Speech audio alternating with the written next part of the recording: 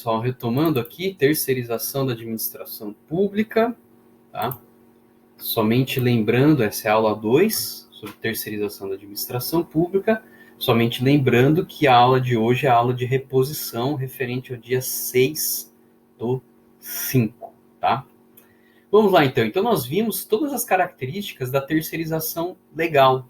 Então, a terceirização é uma técnica de contratação legítima hoje no Brasil, tanto na atividade meio quanto na atividade fim, desde que seja uma prestação de um serviço específico e que esses empregados da terceirizada não estejam sob a subordinação, tá, da empresa contratante, beleza? E nem exista pessoalidade, como a gente viu anteriormente. Porém, existe a terceirização ilícita, tá? A terceirização ilícita é aquela que não atende às condições da terceirização lícita, obviamente, tá? No caso da terceirização ilícita, nós temos, então, a chamada intermediação de mão de obra. Essa é ilegal, tá? A intermediação de obra é ilegal e a gente vai entender quais são as características. O que é uma intermediação de mão de obra? É quando ocorre uma mera cessão de mão de obra e não a prestação de um serviço especializado, tá? Nós temos aqui uma espécie de atravessador de mão de obra humana, tá? Então, voltando ao nosso exemplo lá da empresa de bolachas, tá? Eu contrato a sua empresa para que você seja uma terceirizada, mas ao invés de você prestar um serviço específico para mim, você simplesmente seleciona lá uns 10 empregados seus e coloca à minha disposição para que eu defina o que eu vou fazer com eles e quais atividades eu vou delegar para eles. Isso é muito comum de ocorrer e, na verdade, isso é uma terceirização ilícita. Na verdade, isso é uma intermediação de mão de obra. Eu já vi várias vezes isso acontecer. São contratados empresas supostamente terceirizadas que, na verdade, estão simplesmente sendo atravessadoras de mão de obra, tá? Então, o que descaracteriza a terceirização lícita é justamente isso. É quando ocorre não a prestação de um serviço específico, mas sim uma mera cessão de mão de obra para a empresa contratante. E essa mão de obra fica à disposição livre dessa empresa contratante. Nesse caso, então, haverá uma subordinação direta entre o empregado da terceirizada e a empresa contratante. Como eu disse, eu contratei vocês selecionam lá 10 empregados, entregam 7 horas da manhã no portão da minha fábrica, eu uso esses 10 empregados como eu bem entender, delegando para eles a atividade que eu bem quiser, sob subordinação minha, e ao final do dia vocês vão lá e pegam eles no portão da fábrica. Isso é uma típica intermediação de mão de obra. Nesse caso, então, há uma transferência de atividades genéricas à prestadora, tá? Então, além de a gente ter essa livre disposição desses empregados, eu aqui não está existindo a prestação de um serviço específico, tá? Você simplesmente está destinando alguns empregados ali para que eles façam serviços genéricos, tá? Qualquer serviço que eu, contratante, determinar. Então, essas duas características são importantes. Há uma subordinação direta entre o empregado e a empresa contratante. E aqui nós temos, na verdade, uma verdadeira transferência de atividades genéricas à prestadora. Ou seja, não há aquela prestação de um serviço específico voltado a uma determinada atividade. Isso descaracteriza a terceirização lícita, degenerando ela em uma intermediação de mão de obra que é ilícita. Tá? Então, em regra, a intermediação de mão de obra ela é ilícita. Por quê? Porque ela configura uma fraude ao vínculo de emprego. O vínculo de emprego está lá no artigo 9 da CLT. E, além disso, ela transforma o trabalho em uma mercadoria, violando o seu valor social. Está no artigo 5º 4 da CF. Por mais que não pareça, mas dentro do nosso ordenamento jurídico, o trabalho ele não é uma mercadoria. O trabalho ele é um valor social. Então ele não pode ser tratado como uma mera mercadoria, pelo menos do ponto de vista jurídico. Nós não estamos falando aqui de sociologia, nós não estamos falando aqui de economia, tá? Qual que é uma exceção que se tem, tá? Que a parte da doutrina considera? A exceção da intermediação de mão de obra. Então, a intermediação de mão de obra, de regra, ela é ilícita. A doutrina admite, no entanto, uma espécie de intermediação de mão de obra que ela entende sendo lícita. Tá? Então, há uma exceção aqui. É lícita a chamada intermediação de mão de obra quando nós estamos falando de trabalho temporário.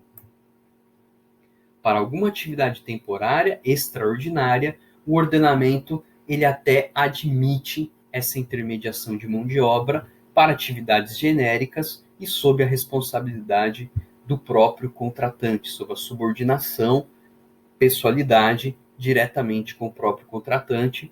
Eu peço que vocês deem uma lida no artigo 4 e 5 da 6.019 de 74. Tá? Essa lei é uma lei bem importante para o direito do trabalho. Beleza, então vamos agora falar de terceirização e administração pública. Então, por enquanto, eu só falei de terceirização.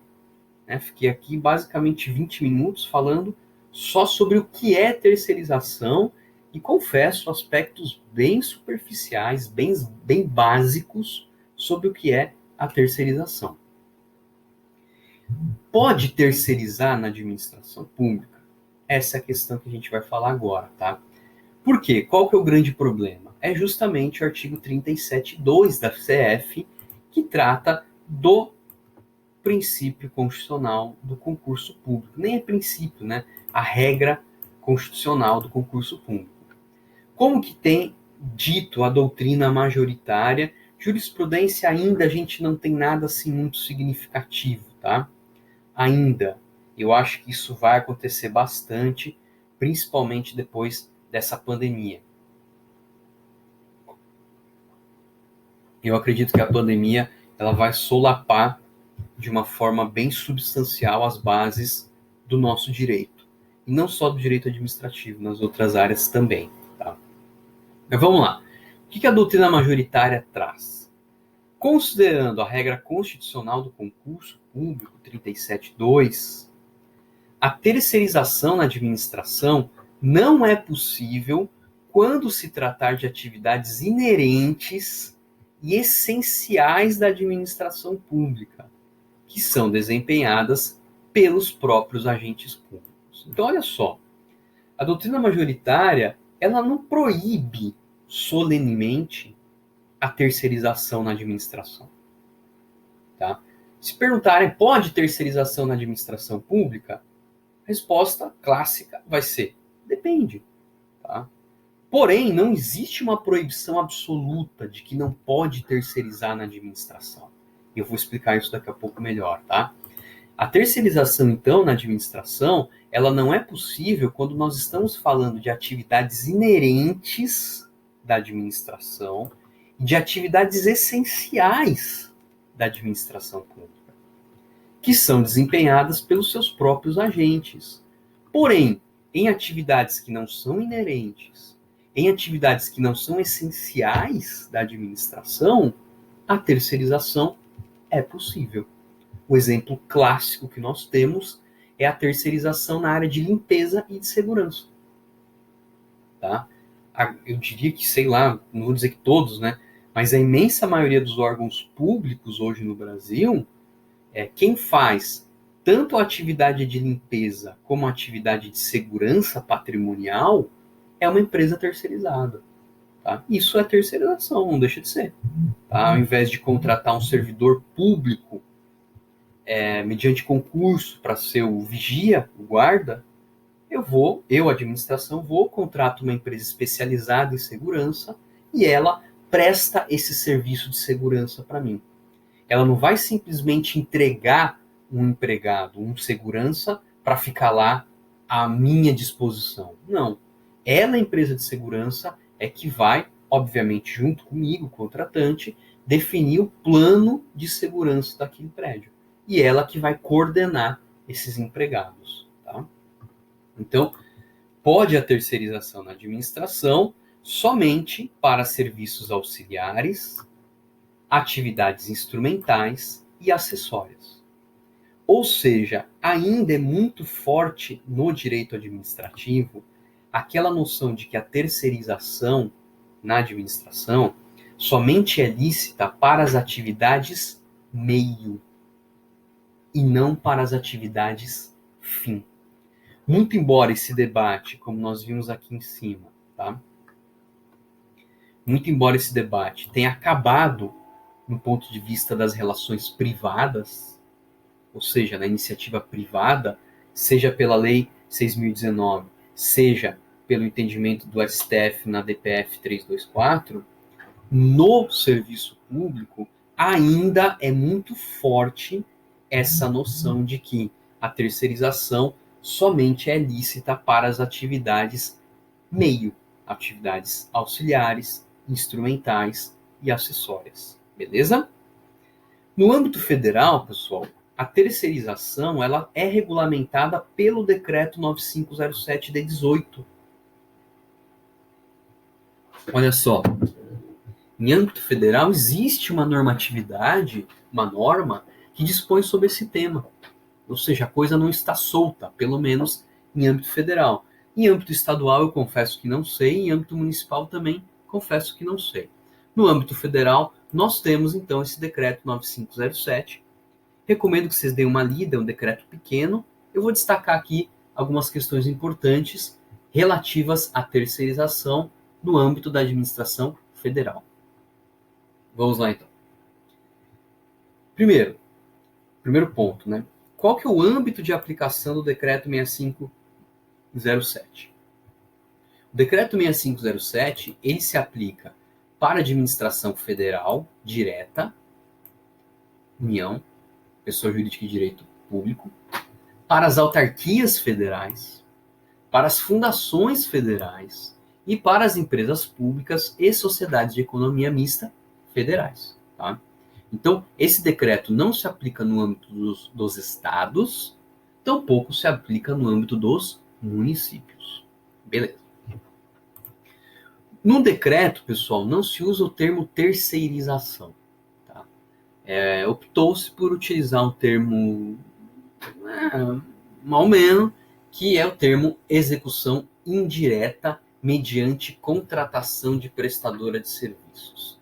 Uma espécie de eufemismo, para não usar o termo terceirizar, porque o termo terceirizar, de alguma forma, ele tem uma carga política um pouco pesada. Tá? Sempre quando se fala de terceirização, tende-se a ter aí uma discussão, um debate, e até de ponto de vista político, bem acirrado, porque muitos acusam a terceirização assimilada com uma noção de precarização das condições de trabalho. Eu não vou entrar nesse ponto se terceirizar é precarizar ou não, tá? É um tema muito afeto ao direito trabalhista e, como eu disse, eu não vou fazer estelionato intelectual. Trabalhista não é um tema que eu domino bem, então não vou dizer que terceirizar necessariamente é precarizar, tá? Tratem isso diretamente com o seu professor de direito do trabalho. Então, o decreto, talvez por esse motivo, pela carga política que tem a terceirização, o decreto então usa o termo execução indireta mediante contratação de prestadora de serviços. Tá? No decreto estabelece-se que o MPOG, que é o Ministério do Planejamento, Orçamento e Gestão, salvo engano hoje, atualmente esse ministério não existe mais. Ele foi todo concentrado no superministério do ministro Guedes, que é o Ministério da Economia. Mas, segundo o decreto, é o Ministério do Planejamento, Orçamento e Gestão, hoje Ministério da Economia, que estabelecerá os serviços que serão preferencialmente objeto de execução indireta, que é a terceirização. Tá? O que eu destacaria em relação a esse decreto? As proibições de terceirização ou de execução indireta na administração direta, autarquias e fundações. Então, eu vou destacar o que o decreto proíbe. Então, olha só, a estratégia do decreto é a seguinte: ó, o Ministério da Economia vai estabelecer quais os serviços serão preferencialmente objeto de execução indireta. Ou seja, delegou isso para o Ministério da Economia. Porém, o decreto diz assim, ó, tem algumas coisas que não vai poder terceirizar. Nem que o Ministério da Economia queira. Vamos lá. Lembrando, tá, pessoal, isso aqui é um decreto, isso aqui não é uma lei. Tá? Isso aqui é um decreto, isso aqui não é uma lei. Então, é um ato do Poder Executivo, não é uma lei. Então, isso pode implicar em alguns debates relativos à sua constitucionalidade ou sua legalidade. Nas próximas aulas, nós vamos entender bem o que é um decreto. Mas já para adiantar, o decreto é a manifestação do poder regulamentar da administração. Ou seja, a grosso modo, é o poder executivo, aspas, legislando. Então vamos lá. Proibições. Então o decreto delega ao Ministério da Economia definir quais serviços serão objeto de execução indireta, ou seja, quais serviços poderão ser terceirizados. Porém, o decreto diz, ó, alguns serviços no way, alguns serviços não tem como terceirizar. Então vamos lá. Em relação à administração direta, autarquias e fundações, não podem ser objeto de execução indireta, não pode terceirizar. Faz tempo que eu não falo, então a garganta já está rindo.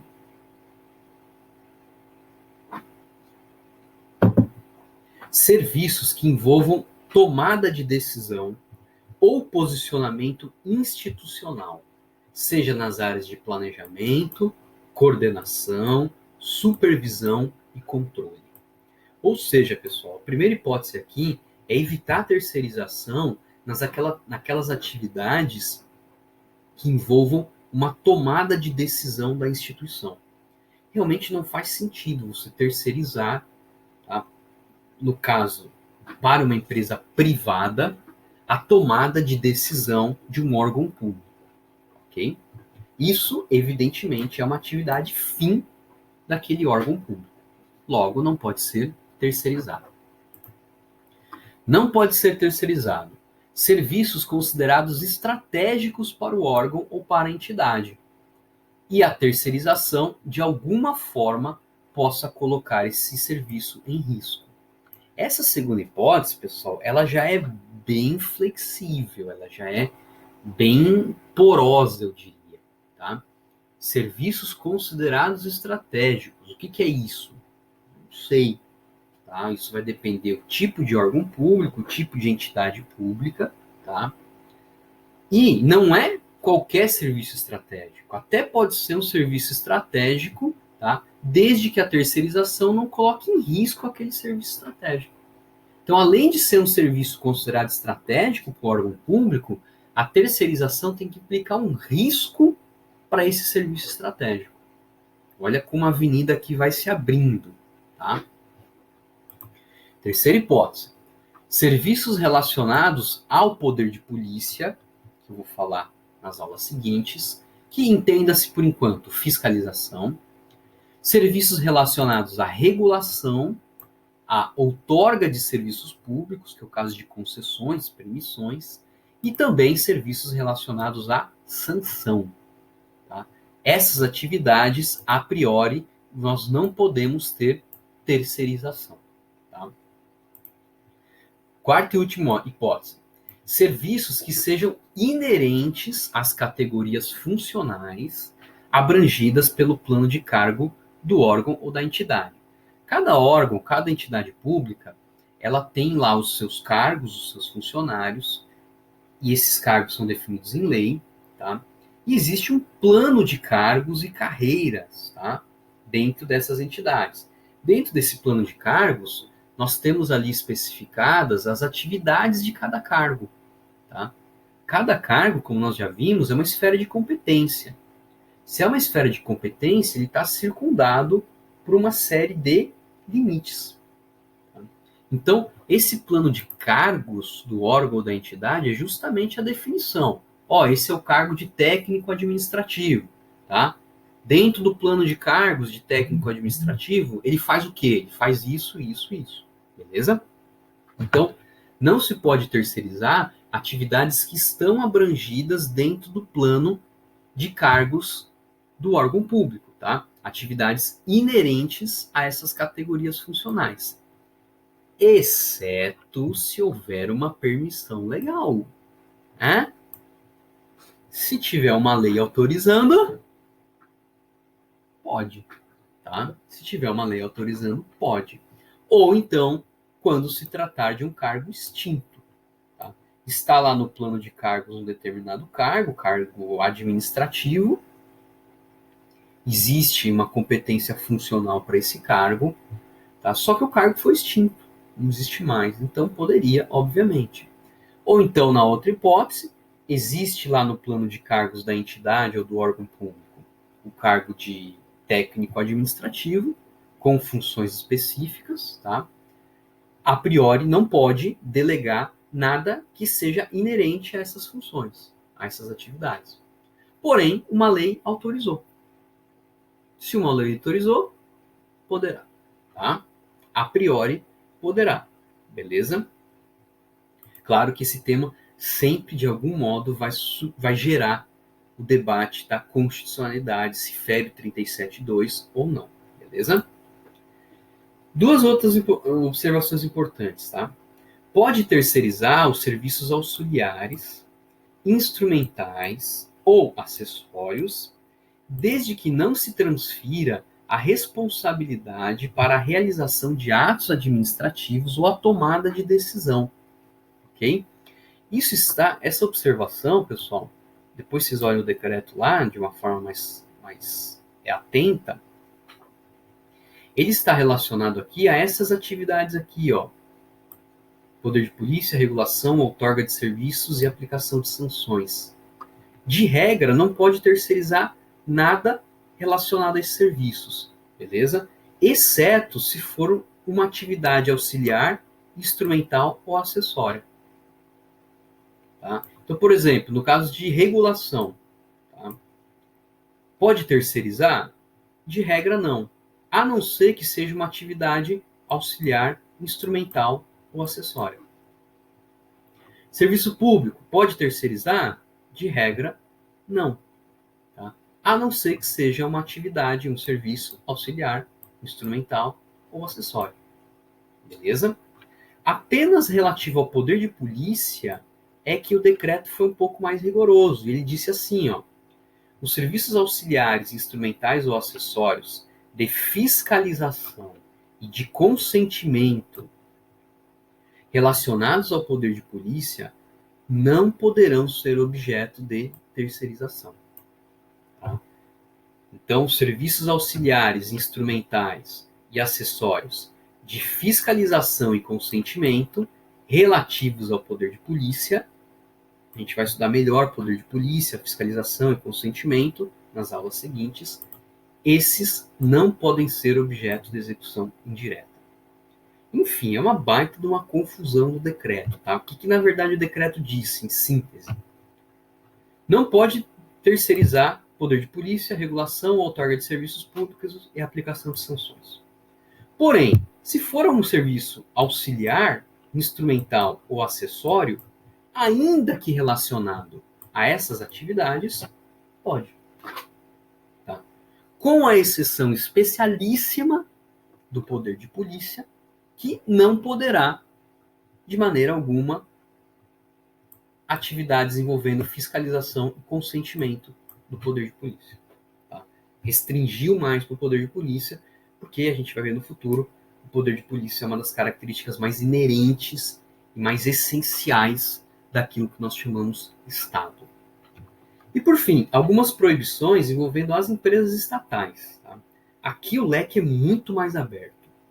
Não se esqueçam que as empresas estatais, sociedades de economia mista, empresas públicas, elas são pessoas jurídicas de direito privado. Então, o regime jurídico delas é muito mais privado do que público. Tá? O mundo delas é um mundo mais de direito privado do que de direito público. Por isso que, no caso delas, a coisa fica bem mais aberta. Vamos lá.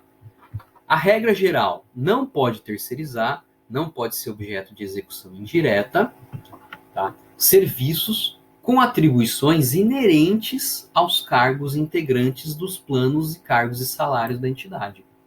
Nesse ponto aqui, é algo muito próximo do que a gente viu aqui nessa hipótese, tá? Então, tudo que estiver dentro do plano de cargos e salários da estrutura administrativa dessa estatal, a regra geral é: não pode terceirizar. Então, não pode terceirizar serviços com atribuições inerentes àquelas dos cargos que integram o plano de cargos e salários daquela entidade. Então, você vai pegar uma Caixa Econômica Federal, que é um mastodonte, uma coisa gigantesca, e você vai olhar lá toda a estrutura administrativa dela. Certamente tem ali um plano de cargos, tá? Certamente tem ali um quadro geral de cargos com funções específicas. Tudo que está ali, de regra, não pode ser terceirizado, tá? Exceção: atendidos os princípios da eficiência, da economicidade e da razoabilidade. Tá vendo a avenida abrir? Sempre quando aparece princípio na jogada, pessoal, já sabe que aí o céu é limite. Então, atendidos os princípios da eficiência, da economicidade e da razoabilidade, é possível, sim, tá? Ainda que esteja no plano de cargos, terceirizar atividades em caráter temporário, tá? Mesmo que esteja ali no plano de cargos da empresa, terceirizar atividades que envolvam atualização de tecnologia ou especialização de serviços, comprovando-se que há aí uma redução de custos. A área tecnológica é uma área muito dinâmica, então é possível fazer alguma terceirização, ainda que essas atividades estejam no plano de cargos, que envolva ali uma atualização de software, algo específico, pontual, dentro da área de TI. Beleza? E, por fim, desde que, obviamente, se comprove que isso tem um custo mais vantajoso e não é prejudicial ao meio ambiente. Ó, apareceu aqui o meio ambiente. E a última hipótese, tá? Pode terceirizar nas estatais, tá? Sempre que necessidades de mercado autorizarem. Tá? Ou seja, eu posso, dentro de uma estatal, terceirizar atividades havendo necessidade para concorrer no mercado. Não se esqueçam que muitas dessas empresas estatais, elas estão competindo no mercado com outras empresas. Tá? Essas outras empresas terceirizam à torto e à direito. Tá? Se a estatal ela sentir que ela está perdendo competitividade no mercado, e uma das razões essenciais disso é uma carência de serviço especializado dentro do seu corpo de cargos, e com isso ela está perdendo o mercado, ela poderá, então, contratar uma empresa terceirizada justamente para potencializar a empresa dentro do mercado que ela concorre, ok? Ainda que isso esteja dentro do seu plano de cargos. Então, eu tenho meu plano de cargos ali específicos. Tá? No entanto, eu estou perdendo competitividade, as minhas concorrentes estão saindo na frente. Tá? Eu vou precisar terceirizar alguém dessa atividade, tá? Com mais know-how, com mais conhecimento, com mais expertise, que é o termo da moda. Isso seria possível dentro das empresas estatais. Então, note, compare as proibições para administração direta, autarquias e fundações, que é algo bem mais restrito, beleza? Muito embora com uma certa porosidade, como nós já vimos, e com as terceirizações para as empresas estatais, onde é muito mais aberto, muito mais fácil ocorrer essas terceirizações. Então era isso, pessoal. O tema de terceirização é um tema complexo, é um tema vasto, é um tema interessante para aqueles aí que estão tentando um tema de monografia, tá? E eu recomendo bastante vocês darem uma leitura nesse decreto e aqueles que querem se aprofundar mais no tema, é um tema muito bacana. Valeu, muito obrigado. A aula de hoje